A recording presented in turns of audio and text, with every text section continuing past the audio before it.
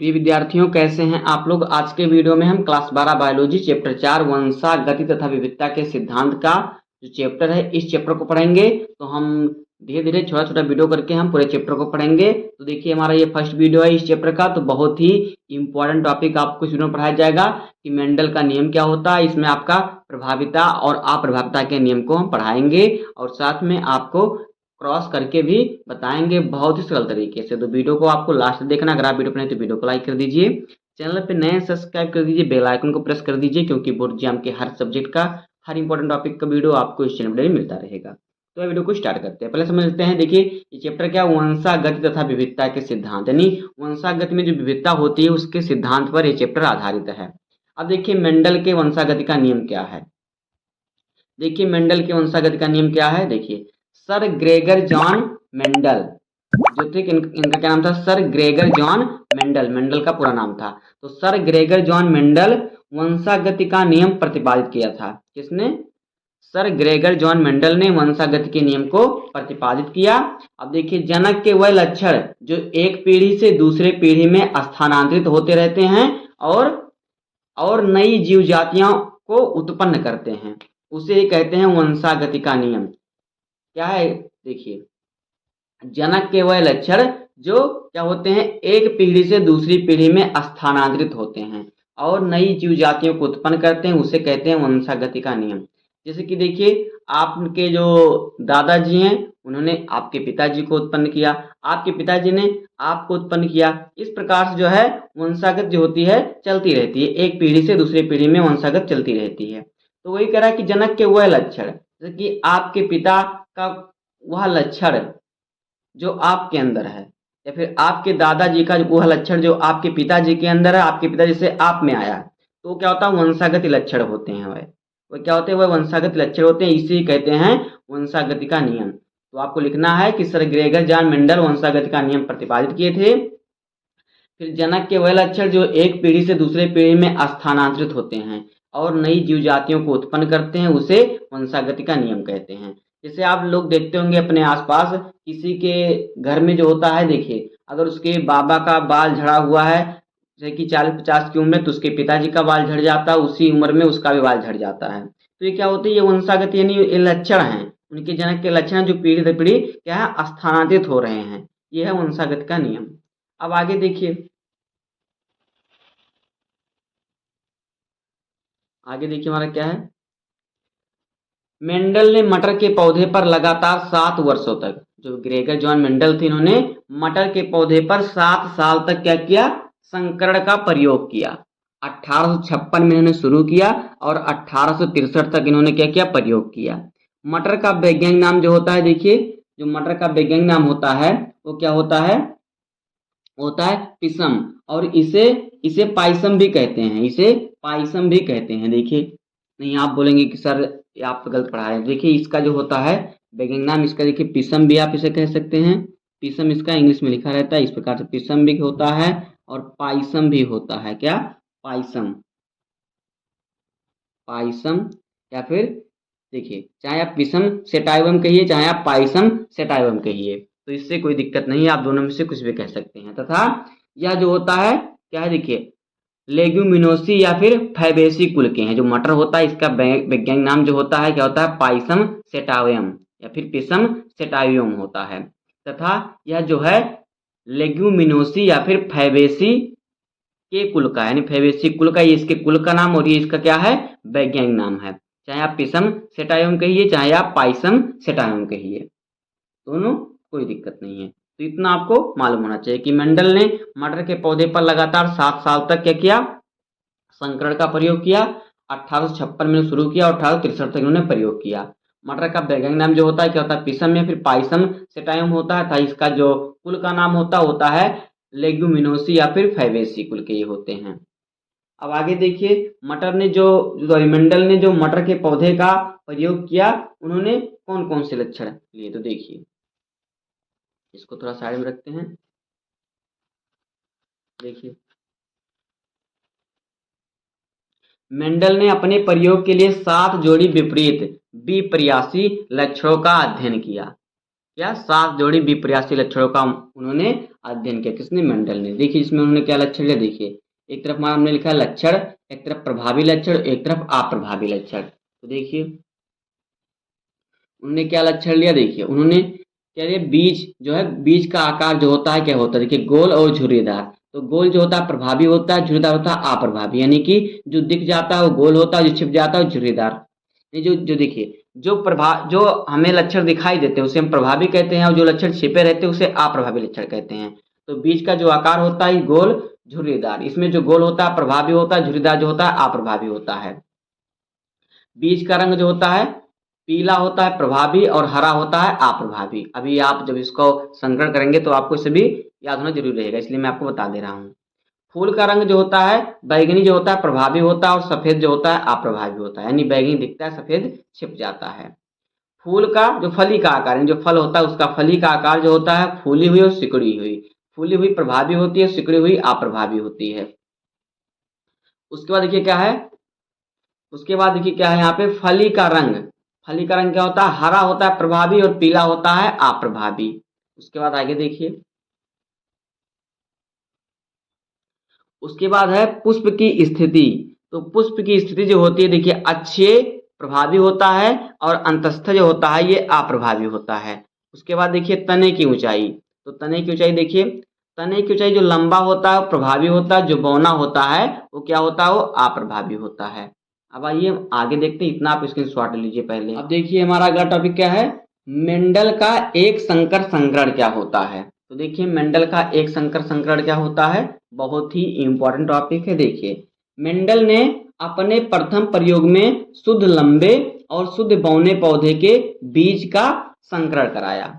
इन दोनों पौधों से प्राप्त प्रथम पीढ़ी में क्या हुआ, सभी पौधे लंबे संकर प्राप्त हुए, जिसमें क्या हुआ, जिसमें लंबे पौधे का गुण प्रभावी तथा बौने पौधे का गुण जो है छिपा रहा। इसी पर मेंडल ने 2 नियम दिया। तो भाई पहले हम देख लेते हैं मेंडल के जो संकरकरण का नियम है, एक संकर संकरण का नियम। देखिए क्या कह रहा है, मेंडल ने अपने प्रयोग में क्या किया, शुद्ध लंबे और शुद्ध बौने पौधे का संकरण कराया, उसके बीजों का संकरण कराया। तो देखिए शुद्ध लंबा पौधा जो होता है, यहाँ पे देखिए जो शुद्ध लंबा होता है, शुद्ध लंबा, शुद्ध लंबा जो होता है उसे हम कैपिटल टी से प्रदर्शित करते हैं, शुद्ध लंबा हो गया। और शुद्ध बौना इसका अपोजिट हो जाएगा, शुद्ध बौना, यानी कि स्मॉल टी। तो क्या कह रहा है कि मेंडल ने जो इसका मंडल का एक संकर संकरण है, इसमें क्या होता है, मेंडल 2 प्रकार का बीज लेते हैं, एक शुद्ध लंबे पौधे का बीज, और 2 क्या होता है, एक शुद्ध बौने पौधे का बीज। तो देखिए जिन्होंने संकरण का, देखिए क्या होता है, देखिए यहाँ पे हमने क्या किया, देखिए अब इसको क्या करेंगे, हम थोड़ा अलग अलग कर लेंगे इस प्रकार से। कैपिटल टी एक यहाँ हो जाएगा, एक यहाँ हो जाएगा, इस प्रकार से इसको भी कर लेंगे, एक स्मॉल टी यहाँ पे, एक स्मॉल टी यहाँ पे। अब इसके इनके बीच में हम संकरण कराएंगे। अब देखिए जो इनका संकरण कराएंगे तो हमारा क्या बनेगा, यहाँ पे देखिए ये वाला टी जो है एक बार इस प्रकार से जाके इससे मिलेगा, तो क्या बना है यहाँ पे, कैपिटल टी और एक स्मॉल टी। इसी प्रकार से ये वाला जाके एक बार इससे मिलेगा, इस वाले से, तो यहाँ पे भी क्या बनेगा, कैपिटल टी और स्मॉल टी। अब ये वाला जाके इससे मिलेगा, इस प्रकार से ये भी वाला जाके यहाँ पे मिलेगा, तो एक क्या कैपिटल बना और एक स्मॉल बना। इसी प्रकार से ये वाला जाके दूसरे वाले से मिलेगा इस प्रकार से, तो इस प्रकार से देखिए क्या हुआ, इसमें क्या हुआ, जो हमने शुद्ध लंबा और शुद्ध बौने पौधे के बीच में संकरण कराया, तो सभी पौधे क्या हुए, सभी पौधे क्या लंबे प्राप्त हुए, सभी पौधे क्या हुए, लंबे प्राप्त हुए। देखिए जहां पे देखिए जो कैपिटल टी होता है ये लंबा होता है, और स्मॉल टी क्या होता है, बौना होता है। तो यहाँ पे देखिए ये संकर लंबे हैं, क्योंकि देखिए इसमें जो होता है लंबापन दिखाई देता है लेकिन बौनापन छिप जाता है, दोनों के लक्षण इसके जीन में है। देखिए लंबापन भी है और बौनापन भी है, लेकिन लंबापन जो है प्रभावी और बौनापन अप्रभावी है। इसलिए अगर हम इसको बाहर से देखेंगे तो हमें सभी पौधे लंबे दिखाई देंगे, लेकिन अगर हम इसको इसके जीन प्रारूप को देखेंगे इसमें क्या होगा, इसमें देखिए बौने पौधे का भी गुण होगा इसके जीन में। तो यहाँ पे जो सभी पौधे होंगे क्या होंगे, सभी पौधे होंगे संकर लंबे, सभी पौधे क्या होंगे, देखिए यहाँ पे तो प्रथम पीढ़ी में सभी पौधे क्या हुए, सभी पौधे लंबे संकरण प्राप्त हुए। तो यहाँ पे देखिए प्रथम पीढ़ी हमारी हो गई, F1 पीढ़ी जो हो गई, इसमें क्या हुआ, इसमें सभी पौधे क्या हुए, संकर लंबे प्राप्त हुए, संकर लंबे पौधे। संकर मतलब कि संकर लंबे पौधे का मतलब उसमें बौने का भी जीन प्रारूप है। तो ये प्रथम पीढ़ी में उन्होंने ये पाया कि सभी पौधे क्या हुए, संकर लंबे प्राप्त, यानी उसमें बौने का भी गुण था। लेकिन अगर हम इसको बाहर से देखेंगे तो हमें क्या है, सभी पौधे लंबे दिखाई देंगे, क्योंकि जो कैपिटल टी है प्रभावी है और स्मॉल टी अप्रभावी है। तो देखिए इसी पर उन्होंने नियम दिया, इसी पर जब उन्होंने ये संकरण किया, उसके बाद उन्हें जब सभी पौधे लंबे दिखाई दिए, लेकिन जब उन्होंने उसके जीन को देखा, जीन प्रारूप को, तो उसमें बौनेपन का भी गुण था। तो इसी के आधार पर उन्होंने दो नियम दिए, एक प्रभाविता का नियम है और एक अप्रभाविता का नियम। तो देखिए प्रभाविता का नियम क्या है, यहाँ पे देखिए इन दोनों पौधों से प्रथम पीढ़ी में सभी पौधे संकर लंबे प्राप्त हुए, जिसमें लंबे पौधे का गुण प्रभावी हुआ तथा बौने पौधे का गुण छिपा रहा। यानी सिर्फ जो देखिए जो लंबा पौधा है इस दिखा, लेकिन बौनापन इसका छिपा रहा। तो इसी के आधार पर क्या हुआ, देखिए इसी के आधार पर मेंडल ने दो नियम दिए, एक प्रभाविता का नियम, दूसरा अप्रभाविता का नियम। तो देखिए प्रभाविता का नियम क्या होता है और अप्रभाविता का नियम क्या होता है।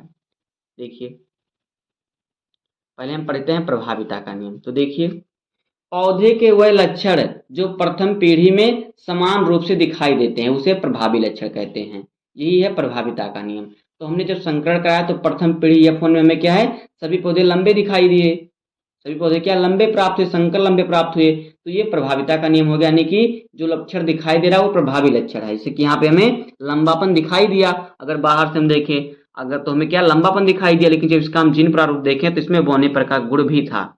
लेकिन बाहर से अगर हम इसको देख रहे हैं तो क्या है, इसमें लंबापन ही दिखाई देने से पौधे क्या लंबा प्राप्त हुए। तो पौधे के वह लक्षण जो प्रथम पीढ़ी में समान रूप से दिखाई देते, जो हमें बाहर समान रूप से देखने पर दिखाई देते हैं, उसे प्रभावी लक्षण कहते हैं। तो यहाँ पे लंबापन क्या है, यहाँ पे लंबापन जो है प्रभावी है, उसे प्रभाविता का नियम कहते हैं। जैसे कि लंबे पौधे के गुण प्रथम पीढ़ी में दिखाई दिए, यहाँ पे देखिए प्रथम पीढ़ी में सभी जो पौधे हैं क्या लंबे गुण दिखाई दिए। तो ये है प्रभाविता का नियम कि जो लक्षण पौधे के वह लक्षण जो प्रथम पीढ़ी में समान रूप से दिखाई देते हैं उसे प्रभावी लक्षण कहते हैं, और जो छिप जाते हैं उन्हें अप्रभावी लक्षण कहते हैं। तो आपको प्रभाविता के नाम नेम में लिखना है कि पौधे के वह लक्षण जो प्रथम पीढ़ी में समान रूप से दिखाई देते हैं उसे प्रभावी लक्षण कहते हैं, यही प्रभाविता का नियम है। जैसे कि लंबे पौधे के गुण प्रथम पीढ़ी F1 में दिखाई दिए, इसी प्रकार से आपको लिख देना है। उसके बाद देखिए क्या अप्रभाविता का नियम। तो देखिए अप्रभाविता का नियम क्या होता है, देखिए पौधे के वह लक्षण जो प्रथम पीढ़ी में छिपे रह जाते हैं या छिपे रह गए दिखाई नहीं दिए उसे अप्रभावी लक्षण कहते हैं, और यही है अप्रभाविता का नियम। तो देखिए यहाँ पर अप्रभाविता क्या है, यहाँ पर देखिए जो जो लक्षण छिपे रहे यानी कि बौनापन यहाँ पे छिपा रहा वो दिखाई नहीं दिया, जिसका हम जीन प्रारूप देखें तभी हमें पता चला कि इसमें बौने पर का भी गुण है, लेकिन बाहर से देखने पर सभी पौधे लंबे थे, तो यहाँ पे बौनापन जो उसका है गुण छिपा रहा। तो ये है अप्रभावी, ये अप्रभावी लक्षण है, यही है प्रभाविता का अप्रभाविता का नियम कि पौधे के वह लक्षण जो प्रथम पीढ़ी में छिपे रह गए या दिखाई नहीं दिए उसे अप्रभावी लक्षण कहते हैं, यही अप्रभाविता का नियम है। जैसे कि देखिए उदाहरण प्रथम पीढ़ी में बौने के लक्षण, यहाँ पे देखिए प्रथम पीढ़ी में बौने का जो लक्षण हमें दिखाई नहीं दिया, सिर्फ सभी पौधे लंबे दिखाई दिए, संकर लंबे। अब आगे देखिए, आगे देखिए हमारा क्या है, यहाँ पे देखिए मेंडल द्वारा प्राप्त F1 पीढ़ी से संकर पौधे का चयन किया, इसका स्वपरागित करके F2 पीढ़ी में जो लक्षण प्राप्त हुए उसे उसके 3 लंबे और 1 बौने पौधे का जो दृश्य प्रारूप दिखा उसे उसका फिनोटाइप जो अनुपात है 3:1 कहा गया। अब देखिए क्या कह रहा है, अब देखिए मेंडल ने क्या किया, अब मेंडल ने क्या किया, देखिए जो F1 पीढ़ी में जो हमें पौधे प्राप्त हुए इनका क्या किया, इनका स्वपरागण किया, यानी इनका आपस में क्या किया परागण कर दिया, क्रॉस करा दिया। देखिए इनका स्वपरागित हम करते हैं तो यहाँ पे देखिए हमें क्या प्राप्त है, देखिए एक हमें प्राप्त है, सभी संकर लंबे पौधे प्राप्त हैं। तो यहाँ पे हो गया हमारा एक कैपिटल टी एक स्मॉल टी, और यहाँ पे ले लेंगे एक कैपिटल टी एक स्मॉल टी। अब हम इनका संकरण कराएंगे, तो देखिए इनका संकरण कराने के बाद हमें F2 पीढ़ी में क्या लक्षण मिलता है उसे हम देखते हैं। तो देखिए इनका हम स्वपरागण कराते हैं, तो देखिए जब इनका हम स्वपरागण कराएंगे तो देखिए हमारा किस प्रकार से होगा, इसको हम कर लेते हैं कुछ इस प्रकार से। यहाँ पे कैपिटल टी आ जाएगा और यहाँ पे हमारा जो है स्मॉल टी हो जाएगा। यहाँ पे भी उसी प्रकार से हो जाएगा, यहाँ पे कैपिटल टी और यहाँ पे स्मॉल टी। अब देखिए ये वाला कैपिटल टी जो होगा एक बार ये वाले कैपिटल टी से मिलेगा तो यहाँ पे हो जाएगा दोनों कैपिटल टी। उसके बाद देखिए ये वाला कैपिटल टी जो है एक के स्मॉल टी से मिलेगा तो यहाँ पे एक कैपिटल और एक स्मॉल टी हो जाएगा। उसके बाद देखिए ये वाला जो स्मॉल टी है इससे मिलेगा तो ये एक बार देखिए कैपिटल स्मॉल टी और कैपिटल टी हो जाएगा। उसके बाद देखिए स्मॉल टी जाके मिलेगा इस स्मॉल टी से तो यहाँ पे दोनों स्मॉल टी हो जाएंगे इस प्रकार से। तो देखिए हमें पौधे के यहाँ पे हमें 3 गुण दिखाई दिए। ये क्या है, ये शुद्ध लंबा है और ये संकर लंबे पौधे हैं और यहाँ पे शुद्ध बौना पौधा यानी F2 पीढ़ी में क्या हुआ देखिए। F2 पीढ़ी में जो लक्षण प्राप्त हुए उसके 3 लंबे तथा 1 बौने का जो दृश्य प्रारूप दिखा उसे फिनोटाइप कहते हैं। तो देखिए जब हम बाहर से इसे देखें तो देखिए हमें 3 पौधा प्राप्त हो। देखिए ए क्या हो गया, ये जो है ये हो गया शुद्ध लंबा, शुद्ध लंबा, और ये जो 2 हैं ये क्या हो गए, ये हो गए संकर लंबे पौधे, संकर लंबे। और ये क्या है, ये शुद्ध बौना मिला हमें, शुद्ध बौना। लेकिन ये क्या इनका जीन प्रारूप है, लेकिन जब इसे बाहर से हम देखेंगे तो हमें 3 पौधे लंबे दिखाई देंगे कि ये भी और ये और ये। तो यहाँ पे जब इसको हम देखेंगे बाहर से देखेंगे यानी इसका जो हम क्या होगा फिनोटाइप होगा, इसका जो फिनोटाइप का अनुपात होगा वो 3:1 अनुपात होगा, यानी 3 पौधा लंबा और 1 पौधा बौना। ये इसका क्या होगा फिनोटाइप अनुपात होगा। यानी जब इसे बाहर से देखेंगे, देखिए जो दृश्य प्रारूप यानी बाहर से देखने पर उसे जो दिखा वो उसे क्या होगा फिनोटाइप उसका 3:1 का होगा, यानी कि 3 पौधे लंबे होंगे और 1 पौधा जो होगा वो बौना होगा। लेकिन जब जीवी प्रारूप यानी यहाँ पे देखिए जीनी यानी कि इनके जीन का प्रारूप देखे जब हमने, लेकिन जब हमने जीनी प्रारूप में देखा तो 1 पौधा शुद्ध लंबा और 2 संकरण लंबे और 1 शुद्ध बौना प्राप्त हुआ, जिसे 1:2:1 का अनुपात क्या है जीनोटाइप कहा गया। तो देखिए अब हम इसका अगर जीन प्रारूप देखेंगे तो देखिए 1 पौधा क्या हुआ शुद्ध लंबा हुआ, 2 पौधे 1-2 संकर लंबे हुए और 1 शुद्ध बौना हुआ, यानी इसका जो जीनोटाइप का अनुपात हो गया वो क्या हो गया, वो 1:2:3 का अनुपात हो गया। ये क्या है, ये जीनोटाइप हो गया, जीनोटाइप पा रहे हैं यहाँ पे। और ये 3:1 का जो है फिनोटाइप है, क्या फिनोटाइप, फिनोटाइप। यानी अगर जब इसको बाहर से देखेंगे, अब हमने देखिए जब हमने क्या किया F1 पीढ़ी का स्वपरागण कराया, हमने देखिए जब हमने पहला हमने क्या किया शुद्ध लंबा और शुद्ध बौना पौधे की जो संकरण कराया क्रॉस कराया तो हमें सभी पौधे संकर लंबे प्राप्त हुए। तो हमारा F1 पीढ़ी में सभी पौधे संकर लंबे प्राप्त हुए। लेकिन क्या हुआ, अब हम क्या किया F2 पीढ़ी में उन्होंने क्या किया, मेंडल ने F2 पीढ़ी में क्या किया, उन्होंने इनके बीच में क्या स्वपरागण करा दिया, जो संकर लंबे प्राप्त हुए थे उनके बीच में स्वपरागण कराया। तो जब उन्होंने उनके बीच में देखिए स्वपरागण कराया तो क्या हुआ, तो देखिए तो सभी पौधे क्या हुए, उनमें से देखिए 3 पौधे क्या लंबे प्राप्त हुए बाहर से देखने पर, क्योंकि देखिए ये शुद्ध लंबा है और ये संकर लंबे हैं और ये शुद्ध बौना है। तो 3 पौधे बाहर से देखने पर लंबे प्राप्त हुए, एक पौधा बौना प्राप्त हुआ। तो इसका जो फिनोटाइप का अनुपात हो गया यानी बाहर से देखने का अनुपात हो गया वो 3:1 का अनुपात हो गया, क्योंकि बाहर से देखने पर हमें 3 पौधे लंबे मिले और 1 पौधा बौना मिला। लेकिन जब हमने इसका जीनी प्रारूप देखा यानी इसके जीन को हमने देखा तो इसमें क्या हुआ, मेंडल ने जब इसके जीन को देखा तब क्या हुआ, तब देखिए क्या हुआ, उसमें 1 शुद्ध लंबा था और 2 संकर लंबे थे और 1 शुद्ध बौना था। तो देखिए शुद्ध लंबा पौधा 1 था यानी कि 1, और शुद्ध बौना पौधा संकर लंबा पौधा कितना था 2 था तो 2 लिखा, और शुद्ध बौना 1 था। तो हमने इसका देखिए इसका जो जीनोटाइप का अनुपात हो गया 1:2:1 का अनुपात हो गया, यानी 1 शुद्ध लंबा और 2 शुद्ध संकर लंबे और 1 शुद्ध बौना। ये हमें जीन का अनुपात इसका यानी जीन देखने पर हमें ऐसा पता चला। और जब इसको बाहर से देखे तो ये 3 पौधा लंबा था 1 पौधा बौना था, क्योंकि 1 शुद्ध लंबा और 2 संकर लंबे और 1 शुद्ध बौना पौधा प्राप्त हुआ। तो ये है मेंडल के वंशागति का नियम। इसमें आपने समझ लिया उन्होंने प्रभाविता और अप्रभाविता का नियम क्यों दिया, किसके आधार पर दिया, इसका नियम क्या होता है। अब आइए हम आगे समझते हैं इसके नेक्स्ट वीडियो में।